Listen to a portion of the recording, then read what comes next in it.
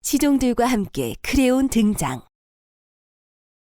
테베의 원로 시민 여러분, 이 나라의 운명을 전쟁의 성난 파도에 휩쓸리게 하셨던 바로 그 신들께서 이제 다시 한번 이 나라를 바로 세우셨소. 그리고 왕위에 오른 나를 통해 이 나라를 더욱 바로 세우고자 하시오. 왕으로서의 첫 칙령을 내리기 위해 원로 회의를 소집한 것은 바로 그러한 이유에서요. 이 자리에 함께한 여러분이야말로 모든 시민들 가운데 경륜과 지혜가 가장 뛰어난 분들이요. 여러분이 그 옛날 라이우스 왕께 얼마나 충성했으며 오이디푸스가 이 나라를 통치할 때 그를 얼마나 존중했으며 그가 실권했을 때조차 그 아들들의 권리를 얼마나 옹호했는지 나는 잘 알고 있어. 그 3대에 걸쳐 여러분의 충성심에는 한치 흔들림이 없었음을 잘 알고 있어. 그러나 오이디푸스 왕의 두 아들 폴리네이케스와 에테오클레스는 고륙 상쟁의 칼로 서로를 죽임으로써 같은 날 같은 운명을 맞이했고, 이제 그들의 가장 가까운 혈육인 내가 친족의 권리로 왕자와 왕권을 취하게 되었어. 통치, 그것도 법에 의한 통치의 경륜으로 지도자의 자질을 스스로 입증해 보이기 전에는 한 인간의 기질과 성품과 정신은 쉽게 알 수가 없는 법이요. 국가라는 큰 배를 지휘하되 가장 현명한 방향으로 배를 조타하지 못하거나 용기가 부족하거나 생각과 말이 다른 사람이라면 통치자로서 그는 무용지물일 것이요. 또 이 도시보다 자신의 친구를 더 중히 여기는 자라면 통치자로서 그는 경멸받아 마땅할 것이요. 이제 이 나라의 통치권을 맡은 나는 시민들의 안전을 위협하는 파괴적 행위에 대해 결단코 잠자코 있지 않을 것이요. 또한 제우스 신께 맹세하거니와 나는 이 나라의 적을 결단코 친구로 대하지 않겠소. 왜냐고요? 여러분 명심하시오. 우리 각자를 지켜주는 것은 바로 이 나라, 이 도시이기 때문이요. 국가라는 배를 타고 우리는 폭풍 속을 항해하고 있어. 거친 바다를 뚫고 안전한 항구에 가닿을 때만이 우리는 비로소 충성스러운 친구로 남게 될 것이요. 내가 믿는 것은 바로 그것이요. 그 믿음으로 나는 우리들의 이 위대한 도시 국가를 수호해 나갈 것이요. 그리고 이제 동일한 믿음으로 나는 오이디푸스의 두 아들에 관해 다음과 같은 칙령을 선포하겠소. 조국을 위해 용맹하게 싸우다 자신의 목숨을 바친 자, 곧 에테오클레스에게는 정결한 매장의 의식과 명예로운 죽음에 바쳐지는 온갖 성대한 예우를 베풀 것이요. 그러나 그의 형, 곧 폴리네이케스라는 수치스러운 이름을 가진 자, 망명에서 돌아와 자신의 조국을 침탈하고 조상신들의 신전을 불태우고 형제 동포의 피를 들이키며 우리 모두를 노예로 삼으려 한 자에 대해서는 나는 모든 테베인들 앞에 엄정하게 선포하오. 누구도 그에게 장례를 베풀지 말고 어떤 애도도 드리지 말라. 누구도 그의 시체를 땅에 묻지 말고 광야에 버려진 채 굶주린 들깨와 탐욕스런 새떼의 먹이가 되게 하라. 이것이 내 뜻이며 곧 국가의 명령이요. 악한 자가 올바른 자보다 더 큰 명예를 얻는 일 따윈 내 통치 하에서는 결코 없을 것이요. 반대로 살아서든 죽어서든 이 도시에 충성과 사랑을 바치는 자는 반드시 나의 칭송과 보답을 얻을 것이요. 왕이시여, 진정 그것이 당신의 뜻인 줄 알겠습니다. 왕께서는 이 도시의 수호자와 정 모두에게 공정하게 이를 데 없는 보상을 내리셨습니다. 지극히 높은 왕위에 오르셨으니 왕께서 세우는 법은 산자와 죽은 자 모두를 지배할 것입니다. 그렇다면 그대들이 몸소 이 칙령의 수호자가 되어 주리라 믿겠소. 보시다시피 저희는 연로한지라 새 일은 부디 젊은이들에게 맡기십시오. 반역자의 시신을 지키는 일은 이미 병사들에게 맡겨놓았어.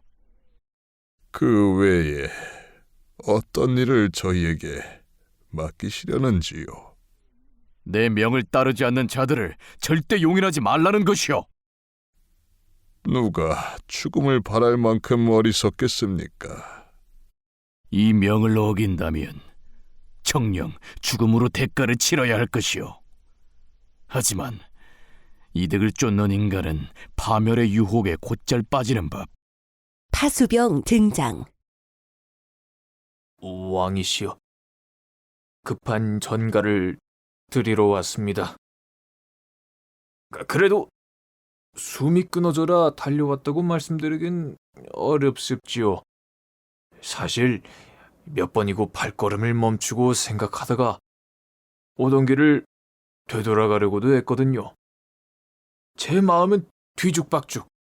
여러 목소리가 한꺼번에 들려왔습니다. 이 바보야, 왜 사서매를 맞으려 하니? 라는 말이 들리다가 뭐? 알리지 않겠다고? 이 썩을 놈아! 그랬다가 크레오님께서 이 소식을 다른 자에게서 듣게 된다면 니는 목숨줄이 끊어질걸! 하는 말도 들려왔습죠. 오는 길 내내 이렇게 저 혼자서 갑론을박하다 보니 그다지 먼 길이 아닌데도 십리길 오는 듯 힘들었습니다. 하지만 마침내 결론을 내렸고 그 결론은 이렇습니다요. 가서 말하자. 아마 호되게 당할지도 몰라. 그래도 가서 말하자. 모든 게 팔자소관, 타고나 팔자보다 더 나쁜 일이야 있으려고. 그렇게 생각하니 위로가 되더군요. 도대체 무슨 일이기에 서론이 이렇게 장황한가? 먼저 제 자신으로 말씀드릴 것 같으면 저는 그 일이 일어나는 걸 보지도 못했고 누가 그 일을 저질렀는지 알지도 못합니다. 그러니 그 일 때문에 제가 무슨 벌을 받는다면 그건 결코 옳지 않은 일입죠. 아주 그럴싸하게 변명을 늘어놓으며 제 몸을 간수하려 드는구나. 무슨 불길한 소식이라도 가져온 거냐? 실은 그렇습니다요. 이 나쁜 소식이라 당초에 입을 떼기가 어렵군요. 네 이놈! 가져온 소식을 어서 전하고 냉큼 물러가거라. 전하고 물러가라고쇼. 그렇다면 얼른 말씀드리겠습니다요. 거시기 그 시체 말씀인데쇼. 누군가가 그 시체를 슬쩍 묻어주고는 사라졌습니다요. 시신 위에 마른 흙을 좀 뿌려준 거죠. 최소한의 장례의식이랄까 뭐... 뭐라고? 시체를 매장했다고? 감히 어떤 자가 내 명을 거역했단 말인가? 아이, 그걸 제가 어떻게 알겠습니까요? 곡괭이를 사용한 흔적도 땅을 파헤친 흔적도 없었고 메마른 날씨에 단단해진 흙은 원래 그대로였습죠. 수레가 지나간 흔적도 없었고요. 한마디로 그 일을 행한 자는 털끝 하나 남기지 않고 사라졌습니다. 이는 분명 새벽녘에 이루어졌습니다.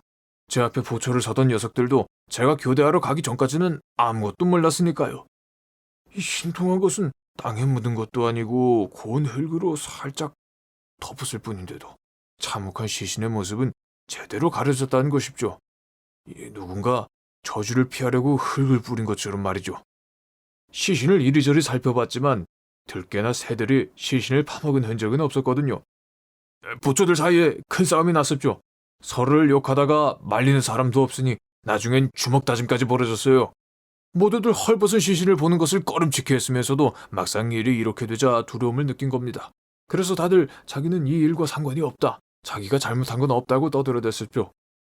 사실 저희 보초들은 신들께 맹세코 이 일을 행하지도 않았고 이 일을 행한 자와 공모하거나 그 자를 은닉하지도 않았음을 증명하기 위해 손가락에 장을 지지라면 지지고 불구덩이 속을 걸으라면 걸을 각오가 되어 있습니다요.